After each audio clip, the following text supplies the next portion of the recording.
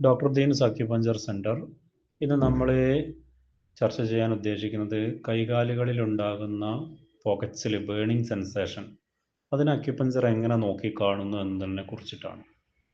പ്രധാനമായിട്ടും ശരീരത്തിലുണ്ടാകുന്ന ഊർജ പ്രവാഹത്തിലുണ്ടാകുന്ന തടസ്സങ്ങളുമായോ അമിതമായ ചൂടുമായോ ബന്ധപ്പെടുത്തിയാണ് പൊതുവെ കൈകാലുകളിലുണ്ടാകുന്ന ബേണിംഗ് സെൻസേഷൻ, അതായത് പുകച്ചിലുണ്ടാകുന്നത്. ഇതിൻ്റെ കാരണങ്ങൾ പ്രധാനമായിട്ടും രക്തയോട്ടവുമായി ബന്ധപ്പെട്ടതാവാം. അതേപോലെ കൈകാലുകളിൽ ഉണ്ടാകുന്ന നീർക്കെട്ട് മുഖാന്തരം ഉണ്ടാകുന്ന ബുദ്ധിമുട്ടുകളാവാം. അതേപോലെ ശരീരത്തിലെ താപനിലയിൽ ഉണ്ടാകുന്ന ഏറ്റക്കുറച്ചിലുകളാവാം. നമ്മൾ അല്പം ഡീറ്റെയിൽ ആയിട്ട് ഇത് പരിശോധിക്കുകയാണെങ്കിൽ രക്തയോട്ടം തന്നെ എടുക്കാം. കൈകാലുകളിലെ പുകച്ചിലിന് ഒരു പ്രധാന കാരണം അവിടങ്ങളിലോട്ടുള്ള രക്തയോട്ടം കുറയുന്നതാണ്. അപ്പോൾ അക്യുപഞ്ചർ സൂചികൾ കൃത്യമായ പോയിന്റുകളിൽ ഉത്തേജിപ്പിക്കുമ്പോൾ ആ ഭാഗത്തോട്ടുള്ള രക്തസഞ്ചാരം വർദ്ധിപ്പിക്കാൻ സഹായിക്കും. അങ്ങനെ രക്തയോട്ടത്തിലുള്ള വ്യതിയാനം കൊണ്ടുണ്ടാകുന്ന പുകച്ചിൽ, അതിനെ നമുക്ക് കറക്റ്റ് ചെയ്ത് കൊണ്ടുവരാൻ കഴിയുമെന്നർത്ഥം. രണ്ടാമത്തെ നെർവസ് സിസ്റ്റം, നാഡീവ്യൂഹവുമായി ബന്ധപ്പെട്ടുണ്ടാകുന്ന പുകച്ചിലുകളാണ്. പ്രത്യേകിച്ചും ഞരമ്പുകൾക്കുണ്ടാകുന്ന ന്യൂറോപ്പതി, അതിനെ അക്യുപഞ്ചറിൽ ചികിത്സ ചെയ്യുമ്പോൾ തലച്ചോറിലേക്ക് പോകുന്ന വേദനയുടെ സന്ദേഹങ്ങളെ നിയന്ത്രിക്കാൻ ഈ അക്യുപഞ്ചർ ചികിത്സക്ക് സഹായിക്കും. പ്രധാനമായിട്ടും എൻഡോർഫിൻ എന്നറിയപ്പെടുന്ന വേദന സംഹാരികൾ സ്വാഭാവികമായിട്ടും ബ്രെയിനിൽ ഉൽപ്പാദിപ്പിക്കപ്പെടുമ്പോൾ നെർവുമായി ബന്ധപ്പെട്ട പ്രയാസങ്ങളെ ഒരു പരിധിവരെ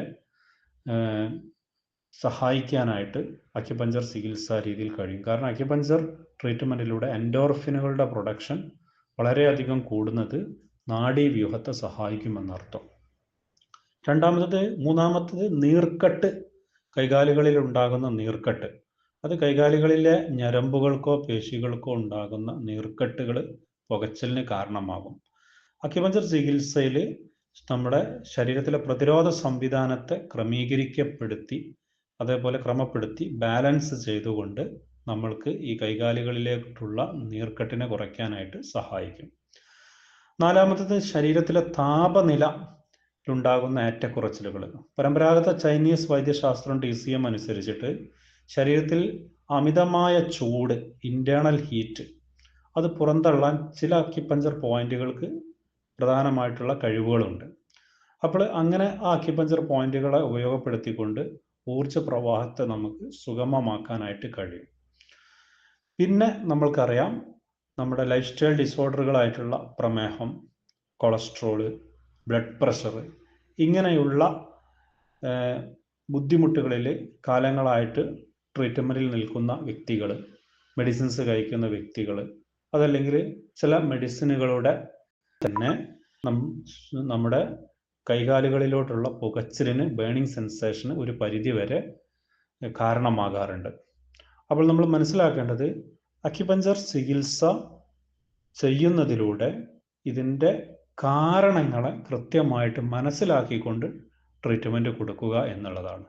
അതായത് ഈ ഒരു പുകച്ചിൽ ഉണ്ടാകുന്നത് രക്തയോട്ടത്തിലുണ്ടാകുന്ന ബുദ്ധിമുട്ടാണോ, നാഡീവ്യൂഹവുമായി ബന്ധപ്പെട്ട കൈകാലുകളിലോട്ടുള്ള നീർക്കെട്ട് മുഖാന്തരം ഉണ്ടാകുന്ന ബുദ്ധിമുട്ടുകളാണോ, ശരീരത്തിലെ താപനിലയിൽ ഉണ്ടാകുന്ന വ്യതിയാനങ്ങളാണോ എന്നുള്ളത് മനസ്സിലാക്കിക്കൊണ്ടും ലൈഫ് സ്റ്റൈൽ ഡിസോർഡറുകളായിട്ടുള്ള ഡയബറ്റിസ്, BP, കൊളസ്ട്രോൾ, ഇവയിൽ ഉണ്ടാകുന്ന പ്രശ്നങ്ങളാണോ എന്നുള്ളത് കൃത്യമായി മനസ്സിലാക്കിക്കൊണ്ടാണ് ചികിത്സ കൊടുക്കേണ്ടത് എന്നുള്ളത് കൂടെ നിങ്ങളെല്ലാവരെയും ഓർമ്മിപ്പിക്കുന്നു.